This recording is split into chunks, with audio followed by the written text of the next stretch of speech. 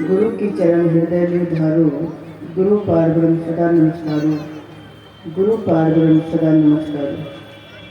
बोलिए बांके बिहारी लाल की, कृष्ण बलदेव की, उमापति महादेव की जय। वैसे तो आगे जगह दिख नहीं रही है, लेकिन पीछे आने वाले भक्त लोगों के लिए जगह भी नहीं है। इसलिए यदि आपके अगल बगल में कहीं जगह दिखे तो आप लोग थोड़ा थोड़ा खिसक करके बैठ जाए, ताकि आने वाले भक्त श्रद्धालुगण पीछे बैठ पाए, चंद विचारों को श्रवण कर पाए। यदि किसी के अगल बगल में जगह दिख रही तो उस जगह को भर दे थोड़ा थोड़ा खिसक करके, ताकि पीछे थोड़ा जगह बन जाए तो वो लोग आकर के वो लोग भी बैठ करके विचारों को श्रवण कर ले। बोलिए बांके बिहारी लाल की, कृष्ण बलदेव की, उमापति महादेव की जय। अभी आप काफी समय से गुरु की महिमा श्रवण कर रहे थे कि वास्तव में एक इंसान के जीवन में गुरु की कितनी महानता है। और ये हम नहीं कह रहे हैं, हालांकि आप लोग 4 दिनों से हरि की कथा को श्रवण कर रहे हैं, और उस कथा के ऊपर यदि आपने उस कथा को ध्यान पूर्वक श्रवण किया हो तो शायद ये बात आप लोगों को पता होगा। पहले दिन हमने श्रवण किया मानव तन। ये मानव तन महान, लेकिन कब? जब जीवन के रहते भगवान को जान ले तो ये महान है, अन्यथा नहीं। मानव तन का उद्देश्य भगवान की प्राप्ति, और यदि हम भगवान को जानना चाहते हैं तो जीवन में एक पूर्ण गुरु चाहिए, एक पूर्ण संत चाहिए। अब विचार करना, पूर्ण संत क्यों? आप लोग आरती में भी गाते श्रद्धा भक्ति बढ़ाओ, संतन की सेवा।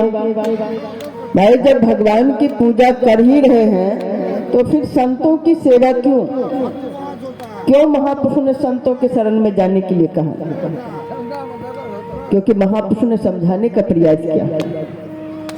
जैसे संसार की शिक्षा को ग्रहण करने के लिए हमें एक गुरु की आवश्यकता पड़ती है, ऐसे ही महापुरुषों ने कहा अध्यात्म के मार्ग में यदि हम आगे बढ़ना चाहते हैं तो अध्यात्म के मार्ग में भी एक पूर्ण गुरु की आवश्यकता है। जहां हमारे धर्मग्रंथ शास्त्रों के अंदर गुरु की बात की तो वहां पर गुरु शब्द के साथ साथ पूर्ण शब्द का प्रयोग किया। अब पूर्ण शब्द का प्रयोग क्यों किया, इस बात को समझने का प्रयास करेंगे। क्योंकि बहुत से माता बहनें भाई बुजुर्ग कहते गुरु तो गुरु ही होता है, कोई सा भी गुरु के शरण में चले जाओ, गुरु तो गुरु ही होता है। लेकिन गुरु में भी अंतर हुआ करता है। जैसे डॉक्टर तो डॉक्टर ही होता है, लेकिन डॉक्टर में भी अंतर हुआ करता है। अब आप कहेंगे उसमें अंतर, आप सभी इस बात को भली भांति जानते हैं। कोई आंख का डॉक्टर होता है, कोई नस नाड़ियों का हुआ करता है, कोई चमड़े का हुआ करता है, तो कोई पेट का, तो कोई हड्डी का भी हुआ करता है। जो जिस चीज की पढ़ाई की है उसी चीज का इलाज आपको बता सकता है। लेकिन यदि किसी के आंख में दर्द हो रहा है और वो पेट वाले डॉक्टर के पास चला जाए तो क्या उसका समाधान हो जाएगा? होगा, है तो डॉक्टर ही।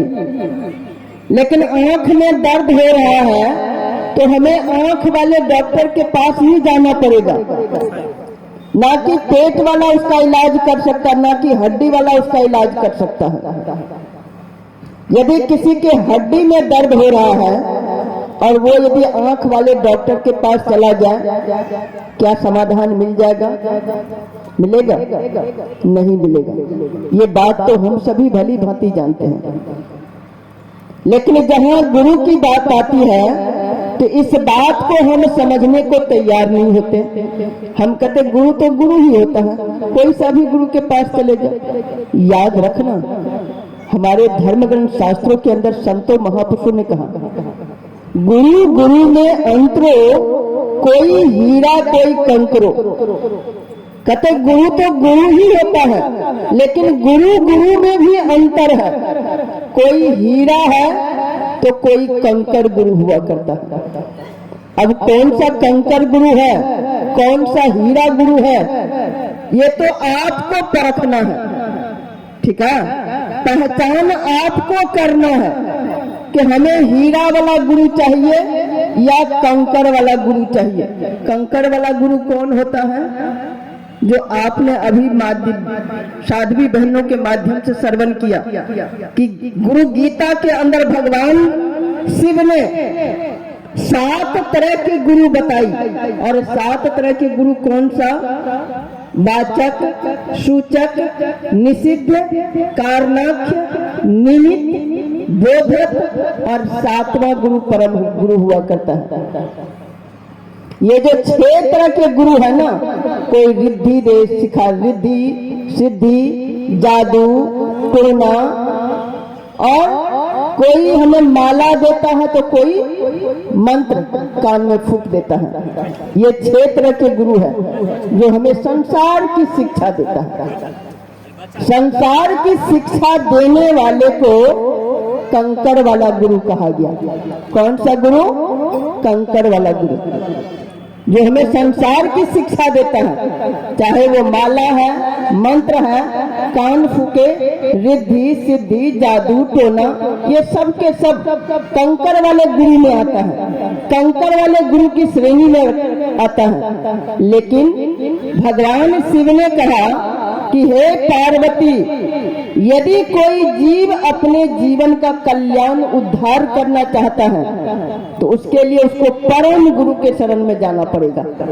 बिना परम गुरु के शरण में गए बगैर अपने जीवन का कल्याण उद्धार नहीं कर सकता। और परम गुरु कौन होता है? जो आपके घट के भीतर, और वो भी ज्ञान दीक्षा के समय ही, ये नहीं कि बाद में, ज्ञान दीक्षा के समय ही, जहां माता बहने बिंदी लगाते, भाई लोग तिलक, ये 10वें द्वार खोल, क्योंकि शरीर के भीतर 9 द्वार है। कहते 9 द्वारा काया कोठ 10वां गुप्त रखी जाए, बजर कपाट नहीं खुलनी गुरु शब्द खुली जाए। कहते शरीर के भीतर 9 द्वार है जो बाहर की ओर खुलता है, जिससे हम संसार में भटकते हैं।